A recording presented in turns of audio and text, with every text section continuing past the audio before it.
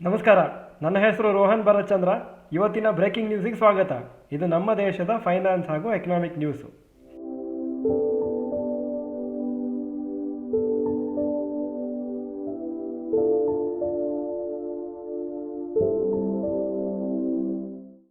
News number 1, SBI life insurance quarterly results. ನಿನ್ನೆ ಈ results announce ಆಯಿತು. Total sales July to September 2021 25,636 crores. July to September 2022 27,717 ಕೋಟಿ, 8% ಜಾಸ್ತಿ ಆಗಿದೆ. ನೆಟ್ ಪ್ರಾಫಿಟ್ಟು 247 ಕೋಟಿಯಿಂದ 377 ಕೋಟಿ ಆಗಿದೆ, 53% ಜಾಸ್ತಿ ಆಗಿದೆ.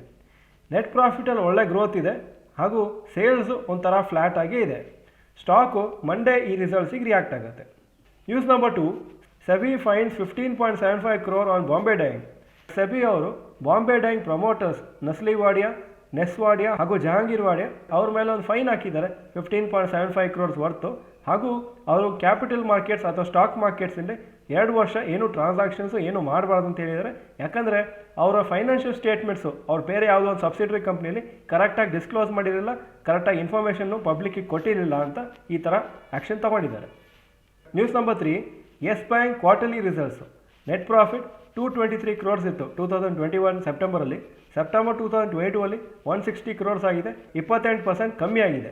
ನೆಟ್ NPA ಪರ್ಸೆಂಟೇಜ್ ಇಂಪ್ರೂವ್ ಆಗಿದೆ, 5.55%ಇಂದ 3.6% ಆಗಿದೆ ಈ ಸತಿ. ಹಾಗೂ same quarter last year compare ಮಾಡಿದರೂ ಕಮ್ಮಿ ಇದೆ. ಆದರೆ ನೆಟ್ NPA ಪರ್ಸೆಂಟೇಜ್ ಮಾತ್ರ ಇಂಪ್ರೂವ್ಮೆಂಟ್ ಆಗಿದೆ. News number 4, rapid news.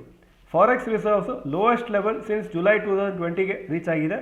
ಹಾಗೂ ಮಂಡೇ ದೀಪಾವಳಿ ದಿವಸ ಮುಹೂರ್ತ ಟ್ರೇಡಿಂಗ್ ಅಂತ ಸ್ಟಾಕ್ ಮಾರ್ಕೆಟ್ಸಲ್ಲಿ ಮಾಡ್ತಾರೆ. ಅದು 6:15 7:15 ಸಾಯಂಕಾಲ ಇರುತ್ತೆ. Monday morning stock markets working ಇರೋದಿಲ್ಲ, ಸಾಯಂಕಾಲ ಮಾತ್ರ ರನ್ ಆಗುತ್ತೆ. ಸೊ ಅದರ ಬಗ್ಗೆ ಒಂದು ಸ್ಪೆಷಲ್ ವೀಡಿಯೋ ನಾಳೆ ಮಾಡ್ತೀವಿ. ಸೊ ನಿಮಗೆ ಇನ್ನೂ ಡೀಟೇಲ್ಸ್ ಸಿಗುತ್ತೆ ಅದ್ರ ಬಗ್ಗೆ. ಸೊ ಇದು ಇವತ್ತಿನ ಬ್ರೇಕಿಂಗ್ ನ್ಯೂಸು. ವಿಡಿಯೋ ಚೆನ್ನಾಗಿದ್ದರೆ ಲೈಕ್ ಬಟನ್ ಪ್ರೆಸ್ ಮಾಡಿ ಹಾಗೂ ವಿಡಿಯೋ ಚೆನ್ನಾಗಿದ್ದರೆ ಗುಡ್ ಅಂತ ಕಮೆಂಟ್ ಸೆಕ್ಷನ್ ಟೈಪ್ ಮಾಡಿ. ವಿಡಿಯೋ ನೋಡೋದಕ್ಕೆ ಧನ್ಯವಾದಗಳು. ನಮಸ್ಕಾರ.